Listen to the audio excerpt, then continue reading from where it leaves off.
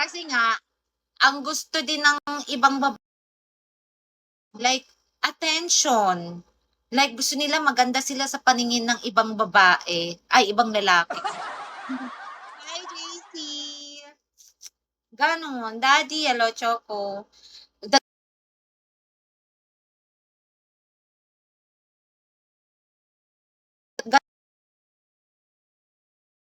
Gano'n kasi yung karamihan. Well, iba-iba din naman talaga yung pag-uugali ng tao.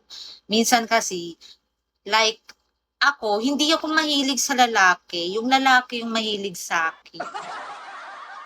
Ewan ko kung bakit. Tanungin kita, Gagi. Bakit bakit gusto niyo ako? Ako yung gusto niyo. Yung iba kasi yung iba kasi inaaway yung partner para makahanap ng iba tapos 'pag nagsawa babalik sa dating, "Hoy, talaga totoo yan sinasabi mo." Kasi one of my friend gano'n din. Gano'n din siya like, playgirl siya like pera lang yung habol niya sa isang lalaki, oo meron siya. Pero hindi ko sinisiraan yung friend ko, kasi hindi ko naman mini-mention yung name niya. One of our friend, may kaibigan din ako na gano'n yung style niya. Like, pera talaga yung habol niya sa isang lalaki, oo. Wala siyang although mapili din naman siya, when it comes to money, hindi na siya wala siyang pakialam kung matanda pa, kung matanda na yan, kung siya may paretoke, may pampagluta, then yung binibigay na yung lahat, naghahanap pa rin siya ano ng para ma-satisfy siya, naghahanap pa rin ng mas bata. So therefore, niloloko yung mata. So kawawa yung matanda. Kaya sinasabi ko sa inyo, mas okay pa kung maghanap kayo ng jowa, 'wag masyadong bata. Kasi yan, mga iba yan, hindi yan yung sasabihin mo, "Uy, mahal niya ako." Then subukan mo, wala kang pera, kung hindi siya magsasawa. Gano'n yung iba, gano'n yung iba. Makinig na lang kayo sa'kin.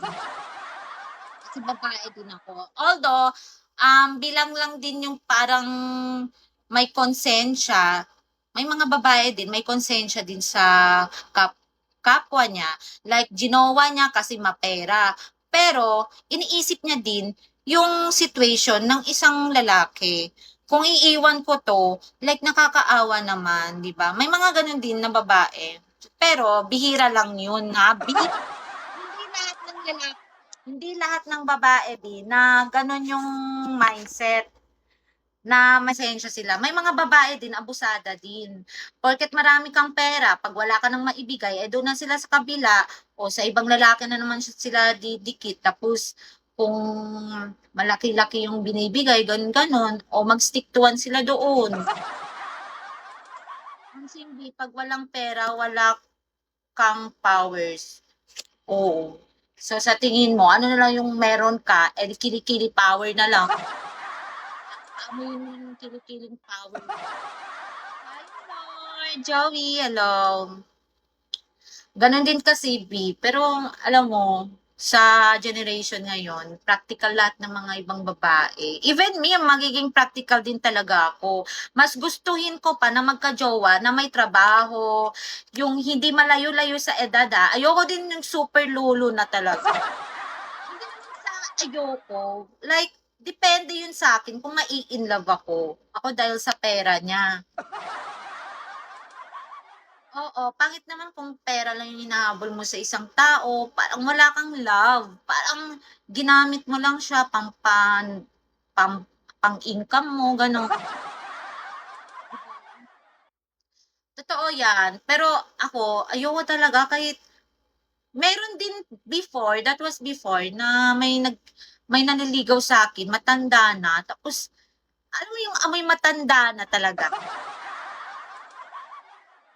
Ano siya, very richy ano siya, ano ba yung tawag, known siya o kasi nasa politics yun. So, parang like hindi ko siya type, oo. At saka alam niya na yun sa sarili niya na parang sinasakyan-sakyan ko lang